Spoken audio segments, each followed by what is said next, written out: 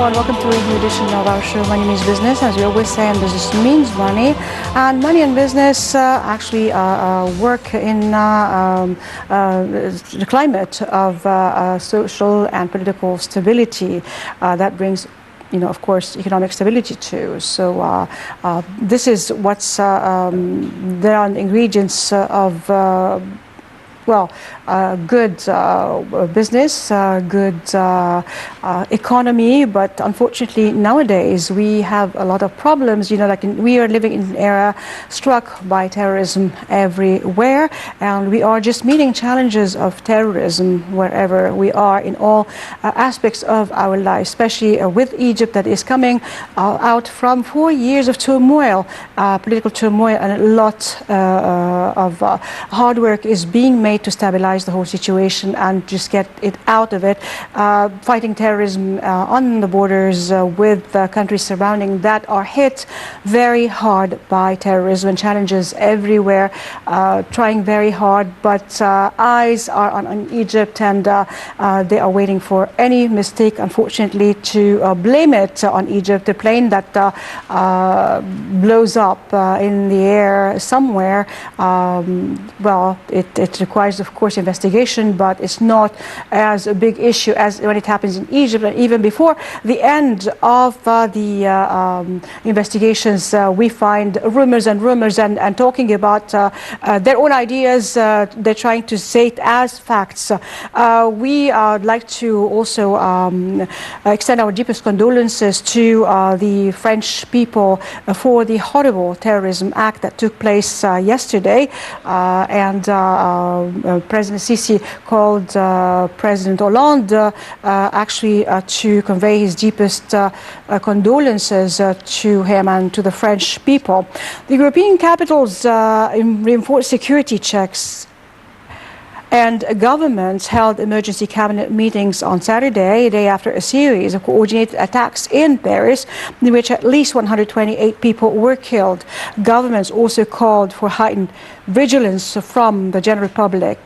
Britain's Foreign Office updated its travel advice for France, urging its citizens to exercise caution in public places, while Belgium said its nationals should avoid unnecessary travel south of the border altogether. British Prime Minister David Cameron said he would review national security after talks with key ministers at Downing Street. Similar meetings were being held by governments across Europe, including in Austria, Germany, Italy, and Spain. The National Anti-Terrorism Committee said in a statement carried by Russian news agencies that the country's security had been put on high alert. German Chancellor Angela Merkel and President Joachim Gauck pledged to work closely with the French government to help hunt for the culprits involved in the attacks and their backers. Gauck said while Germany mourns with France, the anger at the murderers must become resolve to defend Europe. Meanwhile, German media reported that a man arrested in southern Germany last week who had weapons including machine guns and explosives in his car was likely linked to the attackers in Paris. Focus Online reported that the man was from Montenegro and that he has refused to speak in prison and not hired a lawyer to defend his case. Meanwhile, French police and a Syrian passport was found near the body of one of the assailants involved in a wave of deadly attacks on Paris. U.S. Secretary of Defense Ashton Carter spoke on the phone with French Defense Minister Jean-Yves Le Drian and said the United States was committed to helping France in any way, and the two would remain in close contact. President Abdel Fattah al-Sisi offered Egypt's condolences to the French president in a phone call he made, stressing solidarity with France against terrorism.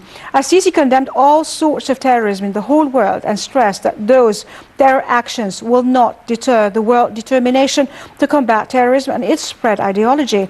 For his part, Hollande praised Egypt's role in combating terrorism and expressed gratitude for Egypt's immediate reactions towards the tragic incidents.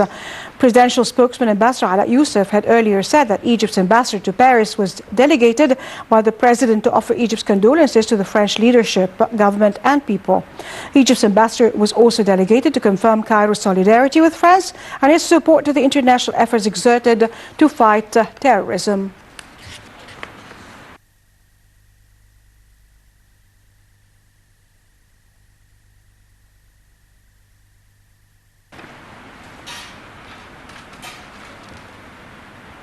And welcome back again. And we have with us our guests who are going to be talking about tourism and, of course, the challenges faced by Egypt economically and, let's say, politically also.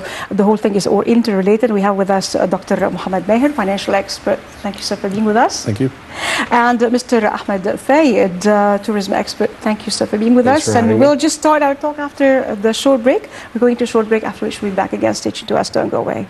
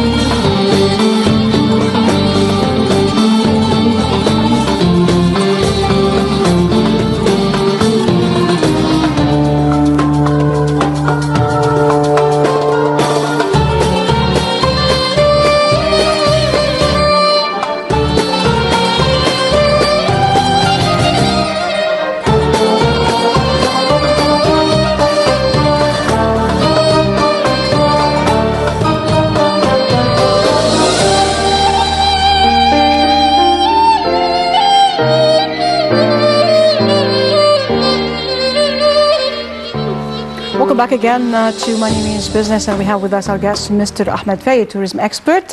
Welcome again, sir, with us. And Dr. Mohammed Maher, financial expert. Thank you very much for honoring us with your presence. I'm Nermeen Nazim, and we are broadcasting from the capital of Egypt, Cairo, the microcosm of the whole universe. And as I always note every time, these are not my words, but words of great historians and philosophers about Egypt. And Egypt is always in the Quran, the holy book, the Quran, and the Bible. Always, it has great tidings. So we'd say whatever happens, Egypt will never fall. Well, starting with that, with the problem that we are seeing, hitting hard Egypt with a plane, a Russian jetliner, exploding in the air, and then we find all the world now talking about results that are not even before the investigations finishing, and talking about them as facts and truth, and then wanting to withdraw their own people from Egypt, sending liners to get them, while a drastic event took place and a real attack everywhere in France, Paris taking place. And then we find that, the British government, for example, David Cameron saying, well, just take care, to the British citizens not to go here or there, just, in your movements, but why not withdrawing them? As and all the fuss that is happening over the Russian plane more than what's happening in Paris right now. So first of all, the tourism industry in Egypt has been badly impacted because of the political events that are going on around the world. Yes. And the airplane crash in Sharm el-Sheikh, investigations did not reveal anything yet. Mm-hmm. So the British government and the American government are talking and mentioning things about what exactly happened. Some claim a suicide bomber, some claim it was shot by a terrorist in the desert. However, investigations did not reveal anything yet about this. There's no doubt that what's going on now, it's nothing but a political game that's kind of being played around the world. The airplane crash that happened in Egypt, it does happen in any part of the world. And this will never stop happening around the world. Yes. However, the way international media has handled it, it was definitely very political. And nowadays we have our deep condolences to people in Paris However, what happened last night in Paris, we didn't hear any of the other governments calling to evacuate their people from France. So, and we really don't understand why people are kind of feeling that what's going on in Egypt is just absence of police and lack of security, and there's no control over tourist sites. Each and every single tourist site in Egypt is very well guarded. Airports are very well guarded. People are doing their job. Mistakes happen and will continue happening. So, and but they're magnified when they happen in Egypt, as if they're not happening anywhere in the world, as we see clearly. That's true. And as I first mentioned, that it's definitely political, because the British government, the American government are claiming that there was a suicide bomber or there was a bomb put in the plane. However, the Russian government, who is working in cooperation with the Egyptian government, didn't mention anything yet. So if the British government and the American government can really predict what things might be happening behind closed doors, so why they don't tell us about the other incidents or the other terrorist attacks around the world? They claim they have information. And even in their country. Yes. So we can go through history, how many terrorist attacks took place in the United States of America or England, and you guys still know nothing about it. Yes. So.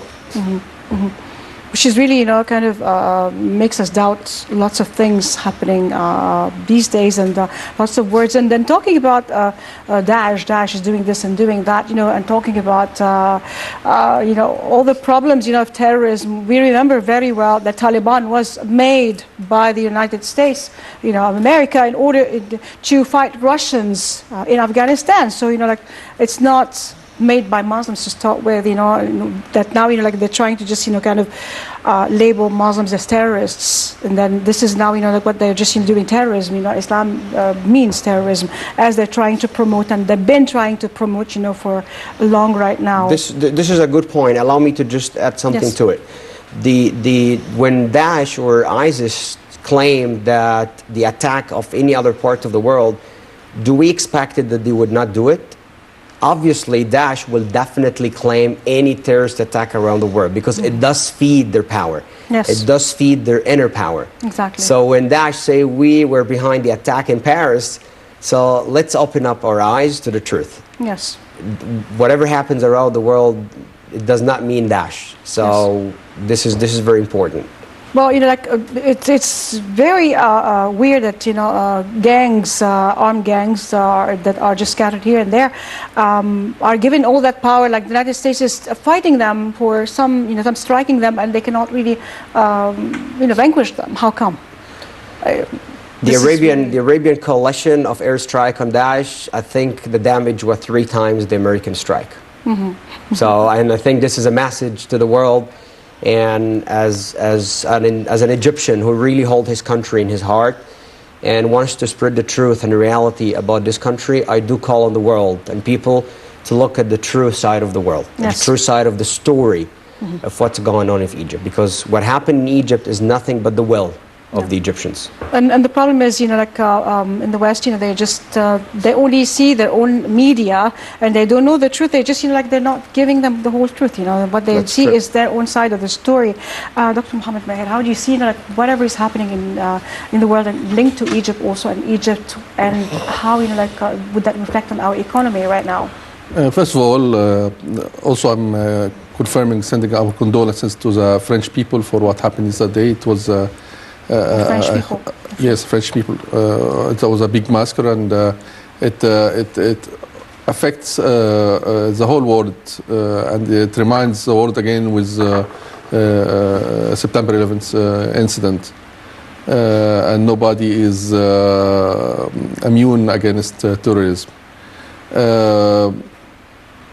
Of course, our economy was in a very critical path at the moment. We've been coming out from the 2 revolutions and the side effects of these revolutions. We had a lot of imbalance in our budget, and we have a big deficit. Again, we have problems with foreign currency revenues coming from tourism, which is like 1/3 of what we used to have before. These incidents, I mean, the plane crash and again yesterday's incident definitely will have some impact on Egypt again, due to the highlighting of giving this incident to Muslim countries and ISIS as a terrorist organization, which has some people on land, on land in Sinai, and which we've been fighting against them almost 2 years now, with I believe recognized achievements.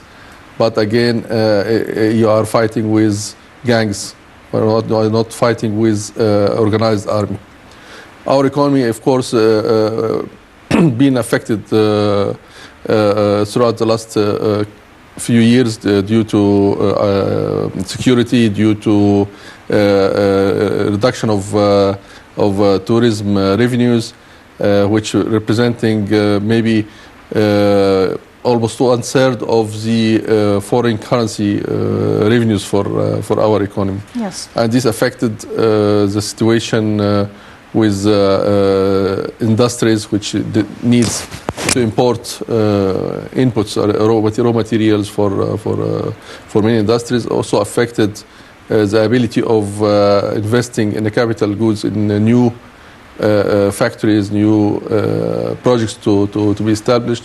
Also affected the foreign direct investment, because when you are a foreign investor, you are very keen to know how to exit, how to get back your profit in foreign currency again. So it's a big challenge. And the most important is to start thinking what to do. It is a collateral efforts between several players should be brainstorming and decide together what to do. Starting from strategic thinking on the level of economists, Yes. starting from the security actions, again with the how to utilize the media in a proper way. Yes. To Well, show this is exactly the another case. point that we'll talk about too. Yes, media Yes. is very important. Not to speak to ourselves, not our local media. Yes. We have to be speaking to the world. We have to go to the biggest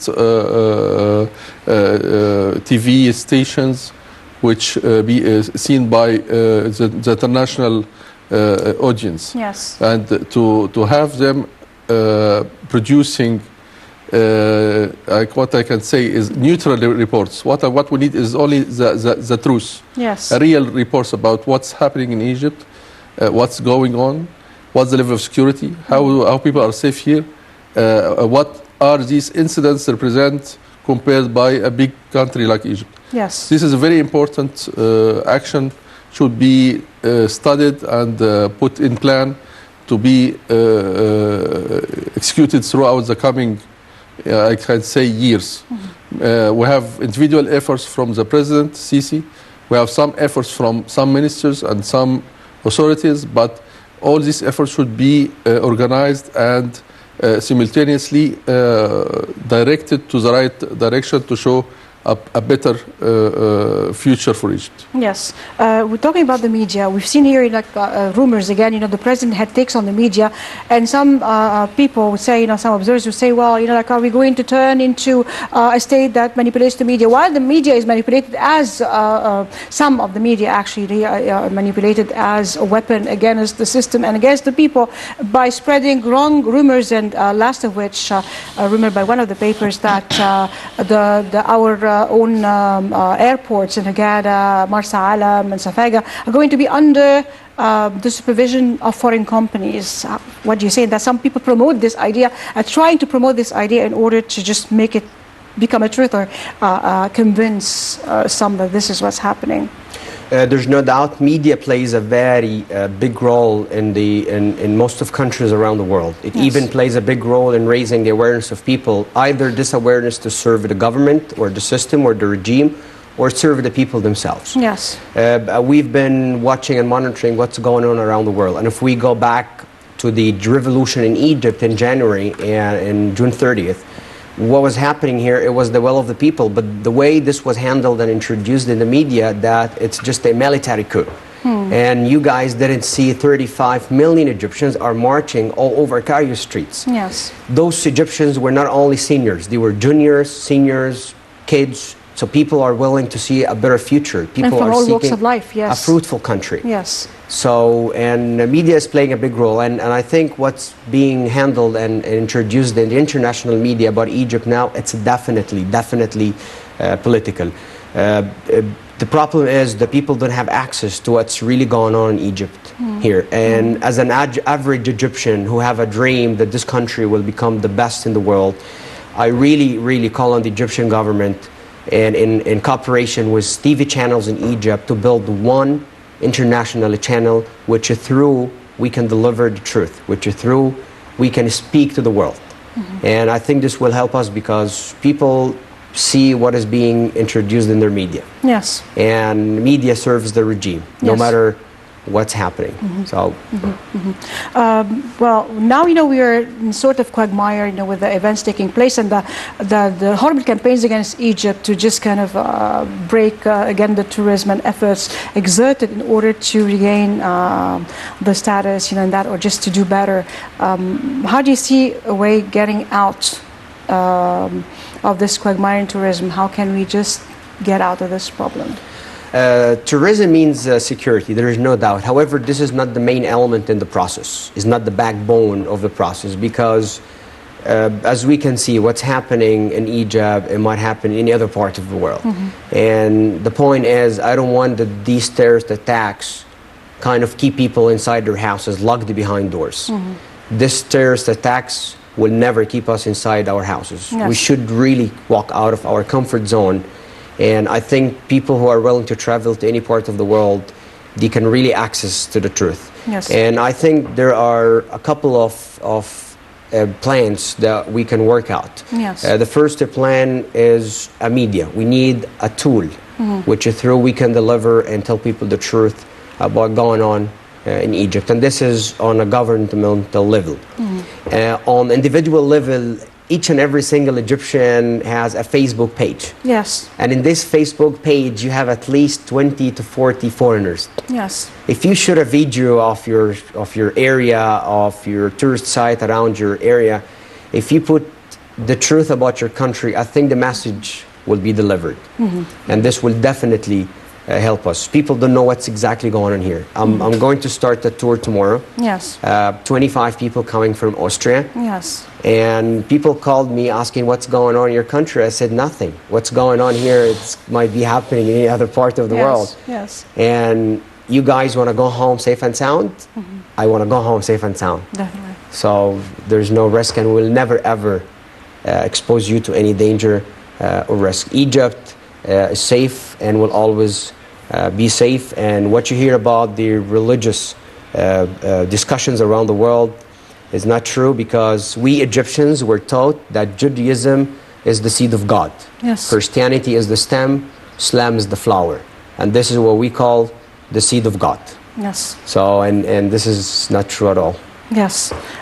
So how can we get out? Well, of course, like governments, different ministries should be just working together in order to get out of that. But we do have like other the dollar, the different prices going, like up and a bit down, and then the price of the pound, and how it just affects, the poorer.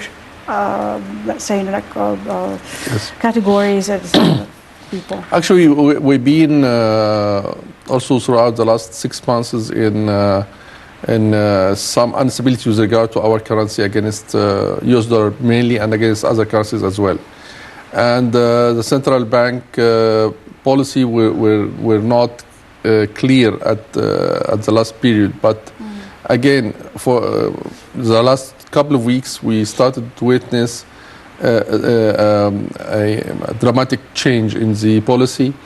And I say it's the policy of the central bank disregarding the old governor or the new governor. Yes, It doesn't yes. matter, because I believe these decisions is not a one-man decision. Yes. It's committees, and it is studied and analyzed before put into action. So we witnessed some change in the monetary policy by hiking interest rate.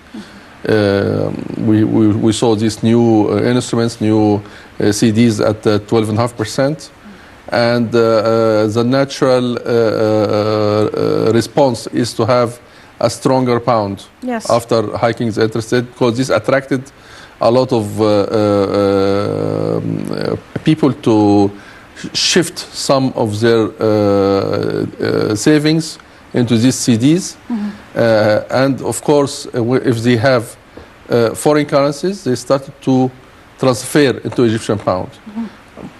I myself, I estimate there is at least 20 billion US dollars in homes, Yes. in cash, in banknote. Yes. You can imagine with me, at least there is 1 to 2 million. Each of them have $10,000 Yes. at home, and you find some businessmen with millions of dollars in cash Yes. throughout the last period, speculating that the dollar will become stronger and they can make some profit out of that. I mean, the shock of the new monetary policy affected this behavior, and we witnessed many people rowing and standing in front of the banks to buy the certificates, transfer also some of their foreign banknotes into local currency. Okay, we'll come back to this. We'll go for a short break. We'll be again Yes. with the thought, and we'll talk about that in Okay. detail. We're going for a short break, after which we're coming back. Station to us, don't go away.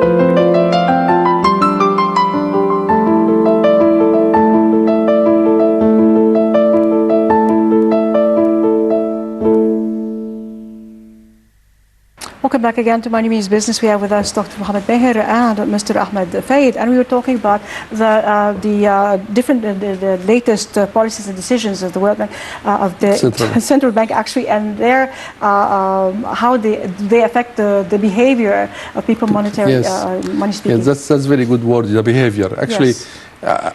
My feeling that it is a behavior problem. Yeah. We've been talking about shortage of foreign currency. Yes. But again, any trader, anybody want to buy or to import commodities or goods from abroad, he can get the dollars. Yes. So I believe there is no shortage. There is dollar, but either you get it at a bank price or you get it at the parallel market price. So and the revenues coming, of course, were being affected by tourism. There is no abundance of dollars again, no abundance of foreign currency. But again, we are not really in a severe situation, but it is a speculative situation and it's a behavior problem. And I believe that shock being done by the central bank affected this behavior by getting people to start selling their foreign currency savings or banknote at home, even it's not in the banking system, and to start buying Egyptian pound in order to put it in a high revenue, a high return deposit or certificates.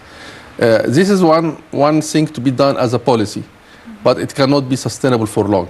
Again, we have to look for how to improve our revenues coming from foreign currencies, and tourism is one of the major contributors to our foreign revenues and foreign reserve improving for years past and for years to come. I believe, as I mentioned before, we have to start having a sort of coordination and organization between the authorities, the ministries, the president himself and the prime minister himself, to start putting a strategy how to improve the situation. One of the things is the behavior, and the other thing is the real economy. How to get it working in the right direction, to enhance investment, and local investment before also the foreign investment to come, to improve the tourism situation by not marketing only inside, not talking on our local TV, because our audience is the Egyptians. Yes. But again, we have to go abroad to. We have to know how to talk to the others who should listen. Exactly, to the international community. Yes. We have to go through the media which been watched by the international audience, and we have to present in a very professional way what's going on, what are we doing, what's the security situation in our touristic areas, in resorts, in the historical areas, Luxor and Aswan, in Sharm, Hurghada, Sinai, North Coast, which is not yet discovered. Yes. I believe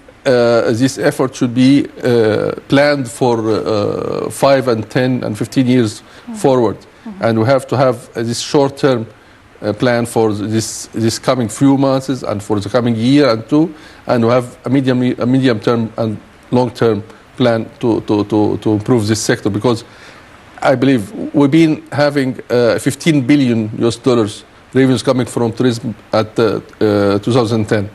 Now it's almost 5 or 6 billion only, almost 1/3 of what been happening before. And the target, I mean, at that time, at 2010, the target was to reach 25 and 30 billion US dollars to double the 2010 figures. Yes. So we have to work hard to reach this target very soon, because we have to have bigger targets. This number, I believe, one city, maybe Las Vegas in US, getting the number of tourists coming to Egypt in a full year. In one day, they get the number of tourists. Millions. In one day, they get the number of tourists coming to Egypt in 1 year. Dubai now is having almost triple the number of tourists coming to Egypt. It's a small city. It's not even a big country.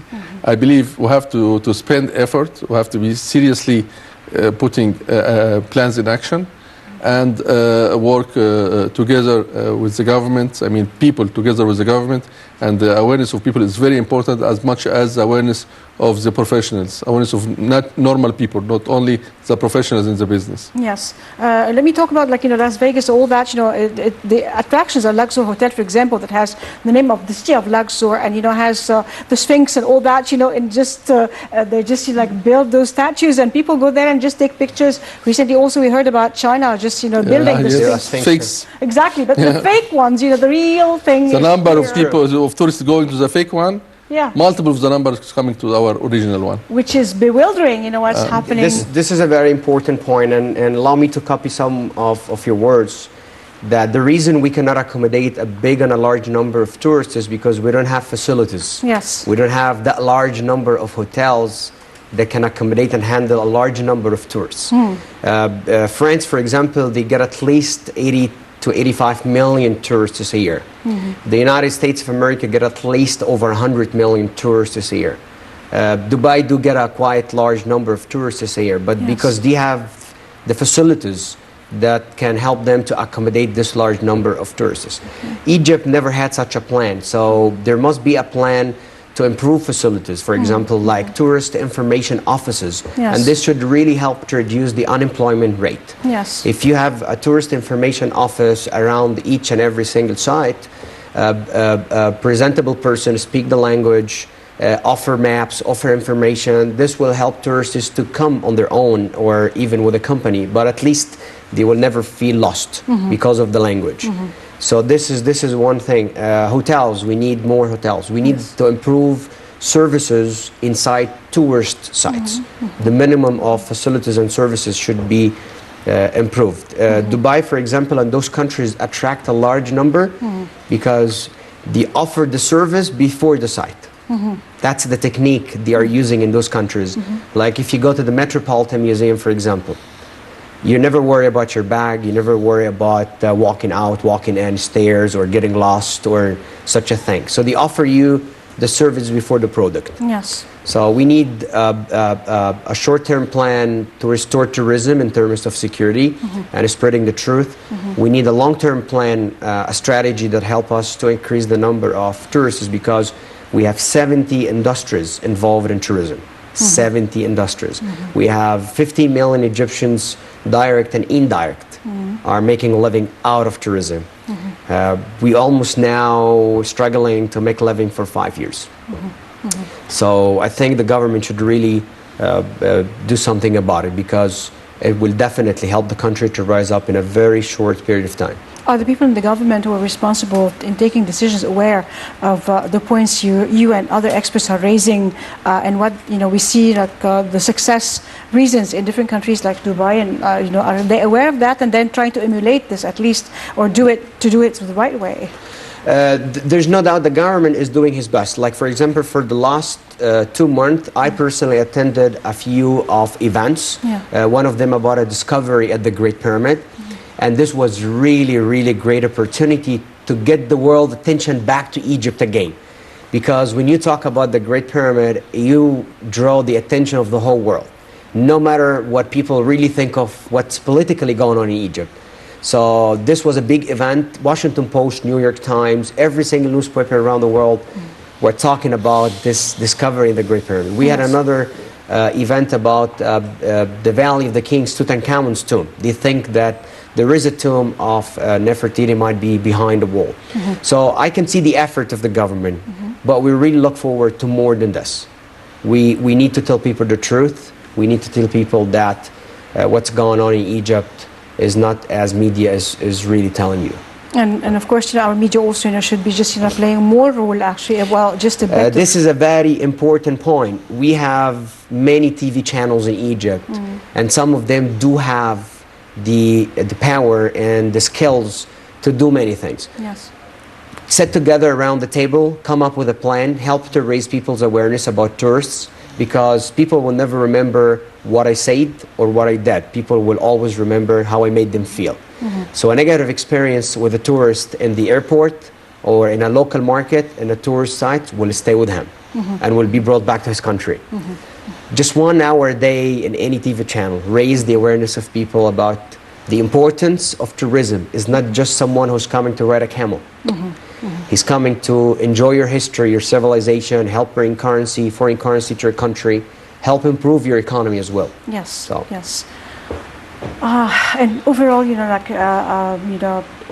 the situation right now, what else could be done, in order, is it too soon to talk about attracting foreign direct investment when we have, problems still, with energy and the whole row? Actually, there's a lot of work being done with regard to the infrastructure and energy.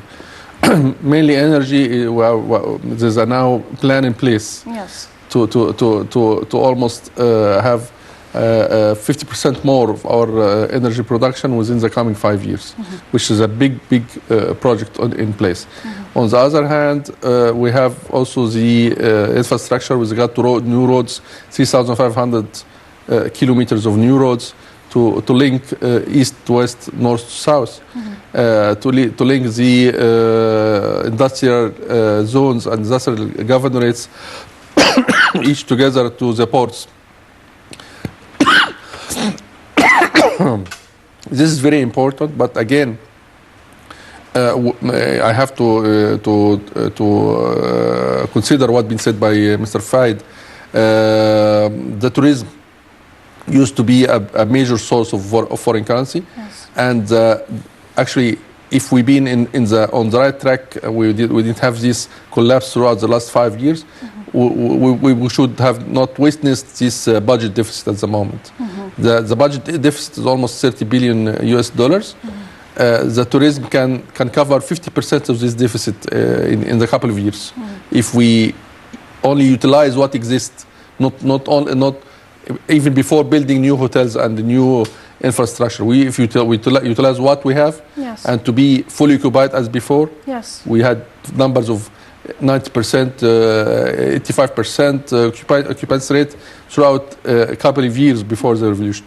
If we come to this level with the existing capacities, I believe we'll cover 50% of the deficit only from tourism. Yes. A lot of other issues with regard to foreign direct investments to come with industrial projects in solar energy, in renewable energy, in power plants, in fertilizers, as President Sisi said, the new complex for fertilizers in the new Suez Canal corridor, the new ports to present services, to introduce services to not only to the passing ships but also to attract some transfer and handling of containers across the east and west through the north-east Port Said port. The plan for having areas and zones for textiles, again, to come to bring Egypt back to the textile industry. You can't believe this industry is collapsed, but there is some light at the end of the tunnel. Italian Indians are having these collapsed factories and restructure these manufacturing capacities and doing success. I believe it was our mistake to reach this point. Yes. We have to utilize our capacities, the idle capacities. We have to enhance and attract new investments and work seriously on a short, medium, and long plans for Egypt to come back again. Which we did not recognize before, the long-term plans, I don't think, like we were just short-sighted, we did not have a vision, but I think now, there is more vision. Of course, there's more vision. We are in the talk stage, Yes. but I mean, the brainstorming and putting plans in action should start. We started in some sectors, like infrastructure, like energy, which is a backbone of any development. Yes. But again, the details is very important.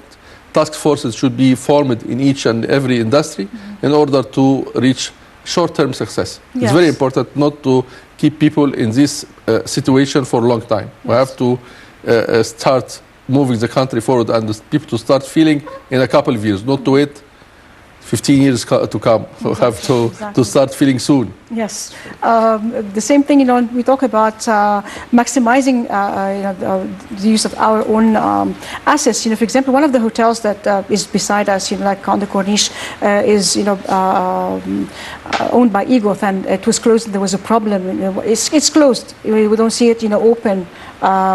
This is one of the hotels that is totally closed, and the people had problems, because they just, they had the people working there, and then they have to let them go.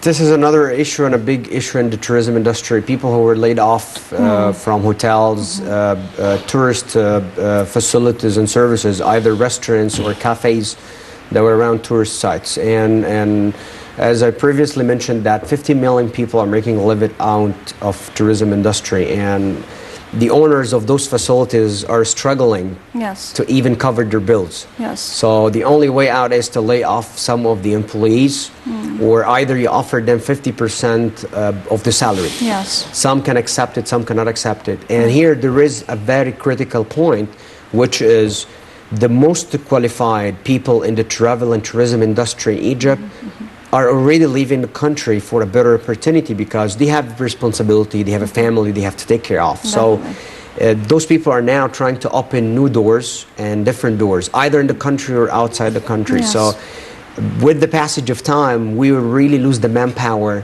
which is the main element of the process. And the trained ones, you know, that we have trained And the most ones. qualified and trained one. So, Yes. and some of the travel agencies even frozen their business in Egypt. Yes. Like they still have their office, but the business is frozen. So, and those who were working with the companies had to leave the country. So I really call on the government that there must be a plan to find a way out of people who are leaving the industry, because once the tourism picks up again, you will struggle to spend money to train people to be qualified for the job. So you're like saying 1, 2, 3. Now, how can we just prioritize our own needs? What we should we do? You know, like 1, 2, 3. You know, in order like prescription to get out of. It's like any business. That's true. Putting a strategy, That's true. putting short-term plan, medium-term plan, longer-term plan. Stop drainage of highly qualified people, because it's the biggest asset we have. Yes. And the most important asset we have is the people. We should keep this asset in place and working, and find solutions to operate all the projects which in a deteriorated situation, like the touristic industry, and also some industries, some real industries, and of course the awareness on the national level. Yes. I can say it's a national project to be done, is to do awareness for the people of Egypt, how to deal with tourists, how to be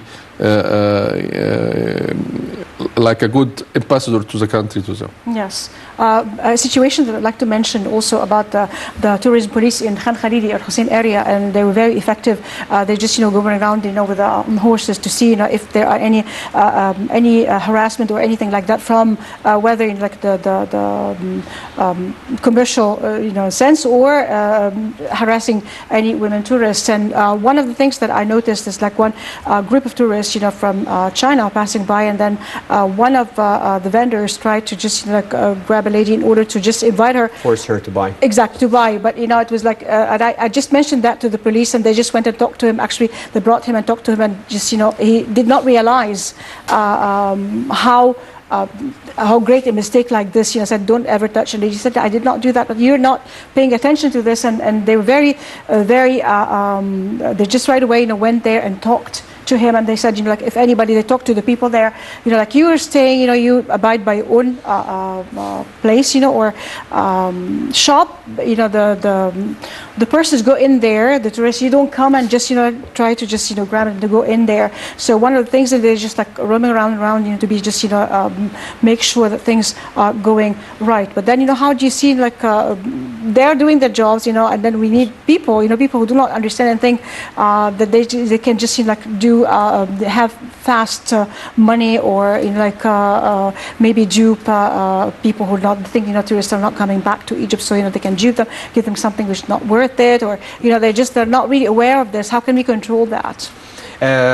There's no way to control this, because we have a lot of local markets in Egypt. However, there must be a strategy, and if we speak of 3 elements, those elements that will help to pick up tourism again. Yes. Media is number 1, which is the most important one, either broadcasting abroad or inside the country. Abroad to tell the truth about what's going on here. Yes. Inside the country to raise people's awareness.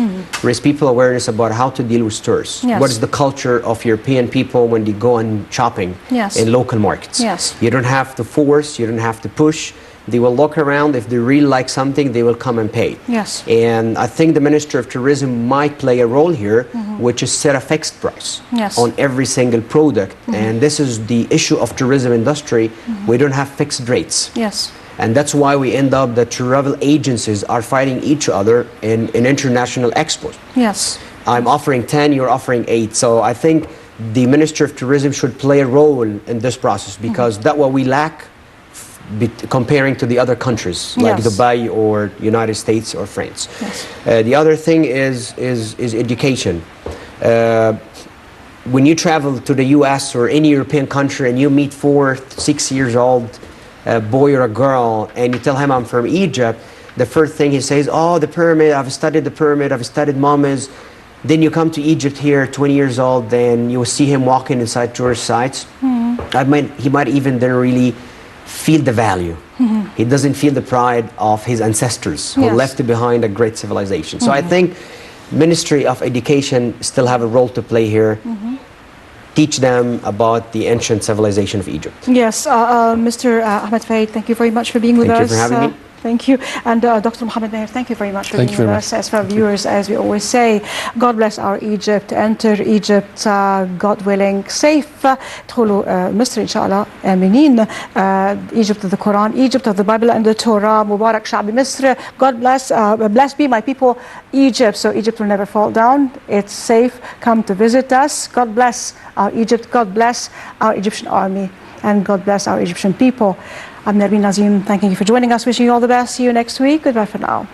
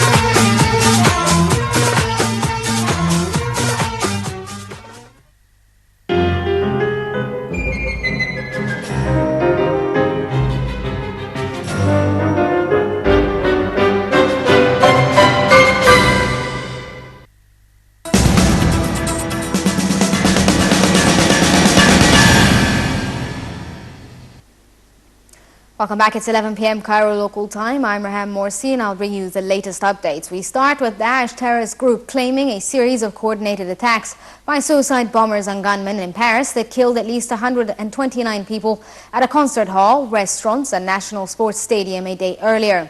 French President François Hollande blamed Daesh terrorist group and called the coordinated assaults on Friday night at 6 different sites an act of war committed by Daesh against France, which was organized and planned from outside France with the help from inside the country.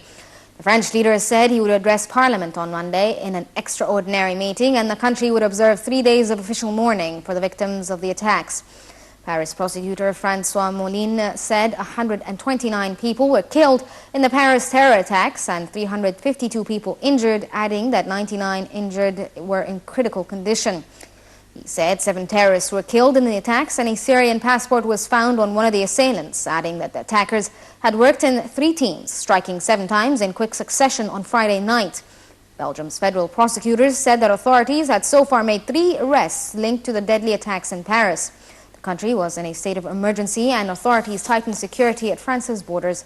An extra 1,500 people mobilized to reinforce police in Paris, while security was stepped up at French embassies and official buildings worldwide. Schools, markets, museums and major tourist sites in Paris were closed off and sporting fixtures cancelled. European capitals reinforced security checks and governments held emergency cabinet meetings a day after a series of coordinated attacks in Paris, which left at least 120 people killed. Governments also called for heightened vigilance from the public. Britain's Foreign Office updated its travel advice to France, urging its citizens to exercise caution in public places. while Belgium said its nationals should avoid unnecessary travel south of the border. British Prime Minister David Cameron said he would review national security after talks with key ministers at Downing Street. Similar meetings were held by governments across Europe, including in Austria, Germany, Italy and Spain. The National Anti-Terrorism Committee said in a statement carried by Russian news agencies that the country's security had been put on high alert.